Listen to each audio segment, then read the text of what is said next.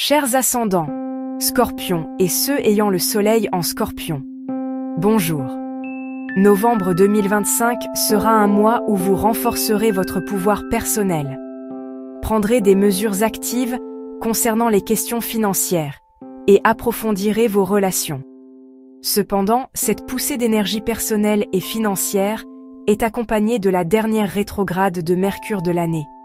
Cela signifie que vous devez être particulièrement prudent dans les questions d'argent et la communication personnelle, et éviter de foncer dans de nouveaux commencements. Découvrons ensemble ce que novembre signifie pour vous, selon les dates clés. 4 novembre, Mars dans votre deuxième maison, activité financière et volonté de profit. Le mois débute avec énergie, alors que Mars dynamique entre dans votre deuxième maison. Argent, ressources personnelles, valeurs matérielles. Ce transit va réveiller une forte motivation et ambition pour augmenter vos revenus et votre sécurité financière. C'est le moment idéal pour saisir de nouvelles opportunités professionnelles, des projets générateurs de revenus ou pour améliorer vos gains actuels. Cependant, cette énergie peut aussi entraîner des dépenses inutiles, des investissements risqués ou des conflits financiers avec des collègues. Soyez prudent et évitez de vous montrer impulsif dans les questions financières.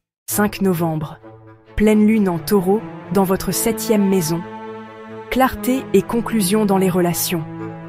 La pleine lune en Taureau du 5 novembre a lieu dans votre 7e maison. Mariage, partenariats engagés, collaboration, ennemis déclarés. Cette pleine lune signale que vos relations en tête-à-tête atteignent un stade de maturité et de clarté. Vous pourriez mettre fin à une relation qui ne fonctionne pas, officialiser un partenariat ou commencer quelque chose de nouveau qui demande de l'engagement. Votre conjoint ou partenaire pourrait aussi vivre une étape de clôture importante. C'est une période axée sur les résultats dans les relations. 6 novembre, Vénus dans votre première maison, attraction personnelle à son apogée. Le 6 novembre, Vénus, planète de l'amour et de l'harmonie, entre dans votre première maison, personnalité, apparence, caractère. C'est le début d'une période merveilleuse où votre charme, confiance et charisme seront amplifiés. Vous serez plus attirant et vous serez au centre de l'attention dans les cercles sociaux. Une nouvelle relation amoureuse impressionnante pourrait débuter. C'est le bon moment pour investir dans votre apparence ou rafraîchir votre image. Faites-vous plaisir et participez aux activités sociales. 29 novembre, rétrograde de Mercure. Ralentissement dans l'argent et la communication, complétez le passé. La dernière rétrograde de Mercure de l'année touche 2 maisons critiques pour vous. 9-19 novembre, deuxième maison, argent en valeur. Mercure rétrograde dans votre maison de l'argent. Vous pourriez subir des retards bancaires, des problèmes de paiement de salaire, des factures mal calculées ou revoir un ancien problème de dette-crédit. Évitez les gros achats, nouveaux investissements ou les contrats financiers risqués. 19-29 novembre, première maison, personnalité. L'énergie se porte sur votre espace personnel. Il peut être difficile de vous exprimer et des malentendus pourraient surgir. Des ex pourraient réapparaître.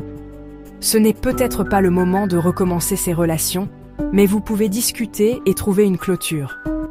Idéal pour revoir ses plans personnels.